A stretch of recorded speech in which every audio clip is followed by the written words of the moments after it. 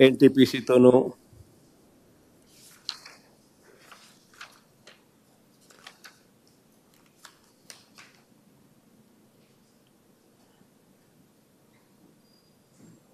ఇంకా ఏదో 3-4 కంపెనీలు ఏదో రాసినారు.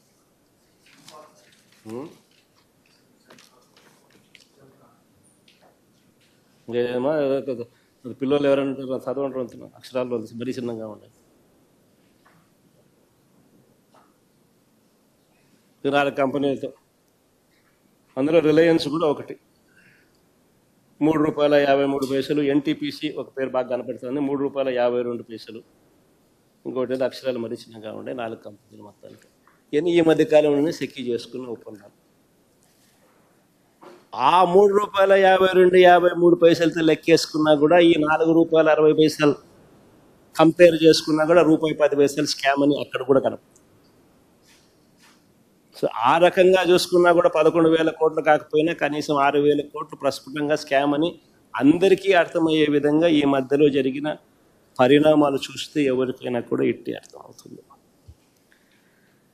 సో స్కాముల పరంగా ఈ పెద్ద మనిషి ఏ స్థాయిలోకి పోతా ఉన్నాడు అనేది గమనించినట్టయితే ఇవన్నీ కనిపిస్తాయి. మరోవైపున ఇంకా ఆశ్చర్యకరమైన విషయం తెలుసా, మనం చేసుకున్న ₹2.49 వల్ల రాష్ట్ర ప్రభుత్వానికి ఎంత మేలు జరిగింది అని కూడా ఇప్పుడు చూడాల్సిన అవసరం ఉంది. ₹4.60 ఈయన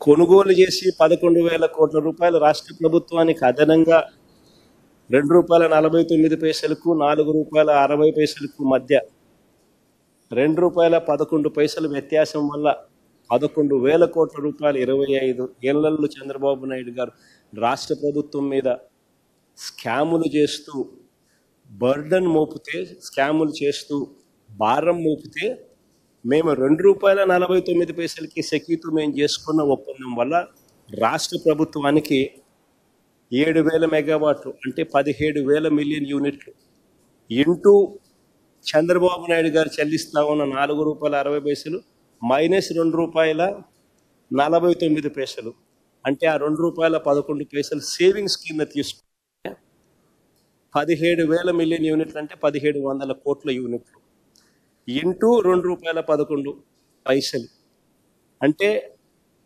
సంవత్సరానికి 3,587 కోట్లు. 25 సంవత్సరాలలో 89,675 కోట్ల రూపాయలు రాష్ట్ర ప్రభుత్వానికి మేము ఆదా చేస్తాం. వర్సెస్ చంద్రబాబు నాయుడు ఆయన చేసిన పీపీఏల వల్ల, ఆయన చేసిన పీపీఏ వల్ల 11,000 కోట్ల రూపాయలు అదనంగా ఆయన ఖర్చు చేయబోతా ఉన్నాడు. అయినా రాష్ట్ర ప్రభుత్వానికి ఇంత మంచి చేస్తూ ఒక చారిత్రాత్మక నిర్ణయం మనం తీసుకుంటే అయినా వక్రభాష్యాలు ఎలా ఉంటాయి అనేది ఈ మధ్యకాలంలోనే ఆశ్చర్యం కలిగించే విషయాలు చూస్తాం. ఈనాడులో ఒక కథ చూసిన ఈ మధ్యకాలంలో చూసిన ఈనాడు కథ ఇది ఒకసారి చూడండి. సెకీ ఒప్పందానికి సన్మానం జరిగింది అని చెప్పి నా ఫోటో పెట్టాడు. సీఎండీని తొలగిస్తూ కేంద్రం ఆకస్మిక నిర్ణయం, జగన్ ప్రభుత్వంతో ఒప్పందంపై వచ్చిన ఆరోపణలే పరోక్ష కారణం అని చెప్పి ఈనాడు రాస్తుంది. నిజంగా ఈ వార్త చూసిన తర్వాత ఈనాడు అనే పేపరు నిజంగా టాయిలెట్ పేపర్కి ఎక్కువ, టిష్యూ పేపర్కి తక్కువ. అదొక పేపరా, పేపర్ పట్టిన పీడన. అబద్ధాలు రాయడానికి అయినా కానీ హద్దు పొద్దు ఉండాలి.